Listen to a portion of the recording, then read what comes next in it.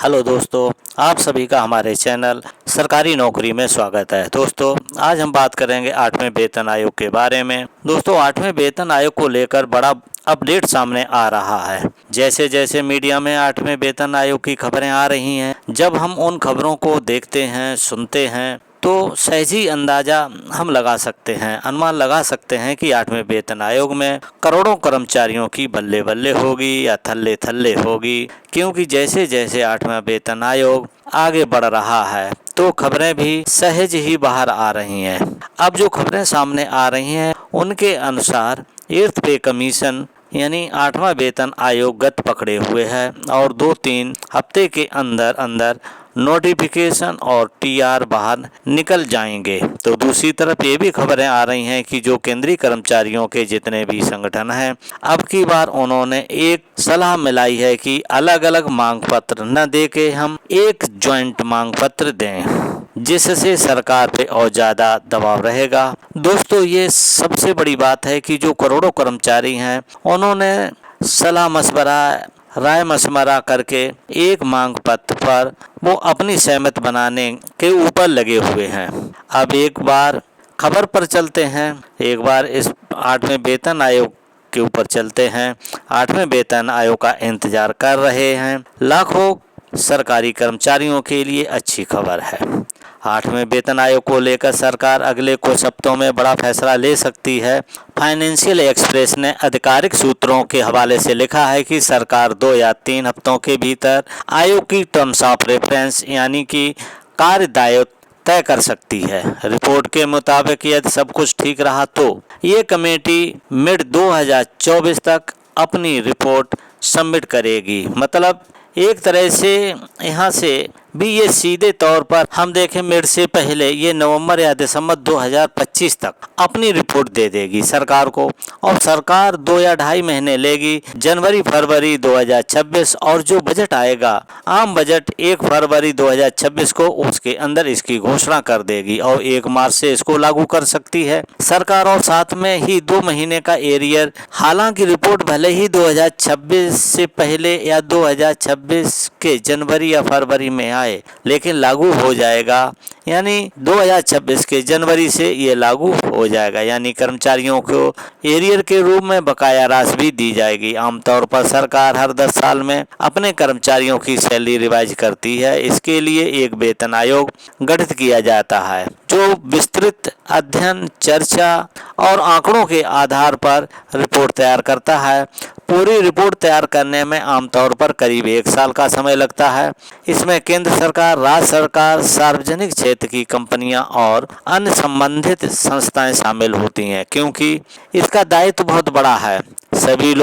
सभी से सलाह मशवरा होता है, राय मशवरा होता है, महंगाई के आंकड़े देखे जाते हैं। तो जो विदेशी दूसरे देश के हैं उनके कर्मचारियों की किस तरह से सैलरी है, उन देशों की आर्थिक स्थिति क्या है, इसके बाद में देश के अंदर भी बहुत सारी रिपोर्टों का अध्ययन किया जाता है। चाहे मजदूरी दर क्या है, महंगाई क्या है, बेरोजगारी क्या है, मतलब हर एक चीज़ की रिपोर्ट आयोग लेता है। इसमें मीडिया रिपोर्टर्स के मुताबिक रिपोर्ट सबमिट होने के बाद इसे केंद्रीय कैबिनेट के समक्ष पेश किया जाता है। कैबिनेट की मंजूरी मिलते ही जनवरी 2026 से 8वें वेतन आयोग को लागू किया जा सकता है। सरकार इसके बाद भी इस सभी कर्मचारियों और पेंशनर को एरियर के रूप में भुगतान करेगी। कर्मचारियों की सैलरी बढ़ोतरी के लिए फिटमेंट फैक्टर का इस्तेमाल किया जाता है। फिटमेंट फैक्टर बेसिक सैलरी को नए स्ट्रक्चर में बदलने का फार्मूला है। इसे इस तरह से सब समझ सकते हैं दोस्तों। इसके अंदर जो फिटमेंट फैक्टर बताया है, ये बताया है कि 1.92 से 2.86 के बीच रह सकता है। अब ये तो आयोग ही तय करेगा, पर ये थोड़ा सा कंफर्म हो रहा है कि 1.92 से ऊपर ये फिटमेंट फैक्टर जाएगा।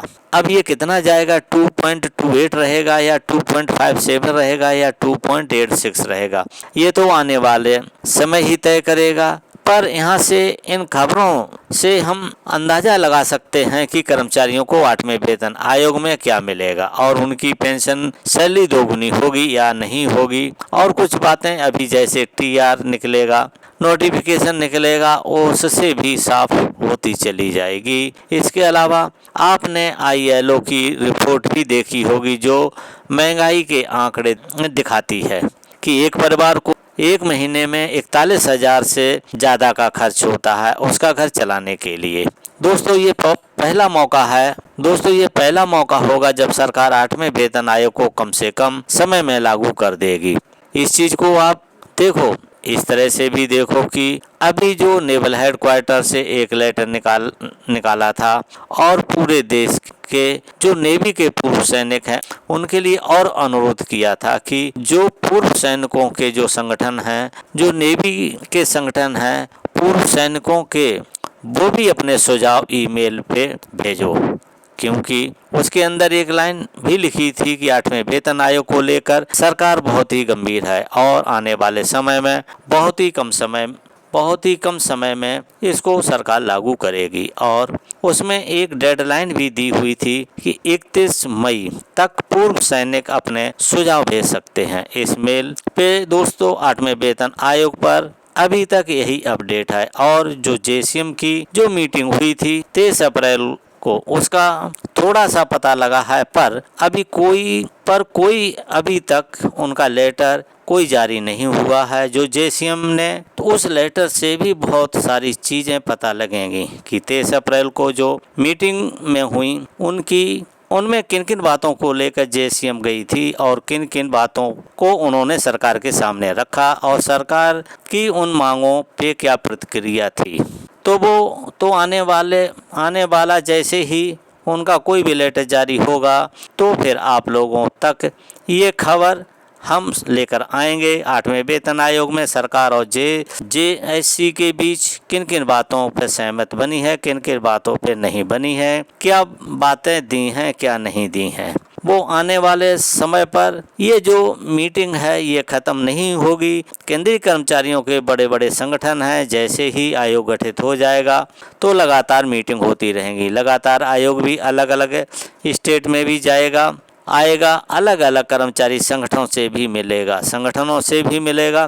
कभी वो चेन्नई जाके मिलेगा, तो कभी बेंगलोर, तो कभी उड़ीसा में जाएगा, तो कभी पटना जाएगा, कभी लखनऊ जाएगा, चंडीगढ़ जाएगा, दिल्ली जाएगा। तो जैसे सुझाव भी लेगा और सारी चीज़ों को देखेगा, उसके बाद में वो रिपोर्ट देगा। पर ये बिल्कुल क्लियर है कि आयोग अपनी रिपोर्ट देगा, वो देगा 2025 के अंदर ही, नवंबर-दिसंबर के अंदर वो अपनी रिपोर्ट सबमिट कर देगा सरकार को और सरकार उसके ऊपर अपना अध्ययन करेगी। सरकार उसमें क्या घटाती है क्या बढ़ाती है ये भी समय बताएगा। पर 1 फरवरी 2026 को ये घोषणा हो जाएगी, क्योंकि आम बजट आएगा और मार्च 2026 से पे कमीशन लागू हो जाएगा। इतना ही, अभी तो या 1-2 महीने ऊपर नीचे रह सकता है, मार्च तक सरकार इसको लागू करेगी, जिस हिसाब से वो इस काम को चलाए हुए है। तो दोस्तों ये जानकारी आपको देनी थी। ये जानकारी कैसी लगी आप हमें कमेंट में ज़रूर बताइए। यदि वीडियो आपको अच्छा लगा हो तो लाइक करके अधिक से अधिक शेयर कर दीजिए। यदि आप पहली बार इस चैनल को देख रहे हैं तो इस चैनल को सब्सक्राइब जरूर करें। दोस्तों जो भी सेवानिवृत्त कर्मचारी हैं, रिटायर्ड कर्मचारी हैं या जो सर्विस में कर्मचारी हैं, चाहे केंद्र सरकार के हों या राज्य सरकार के हों, किसी के भी हैं या जो नौकरी की तैयारी कर रहे हैं, तो उनको भी इस वीडियो को आप ज़रूर से ज़रूर भेजें, जिससे उनको भी पता चल सके। दोस्तों जब ये वीडियो ज़्यादा हाथों में पहुंचेगा तो उतना ही सरकार के ऊपर दबाव पड़ेगा।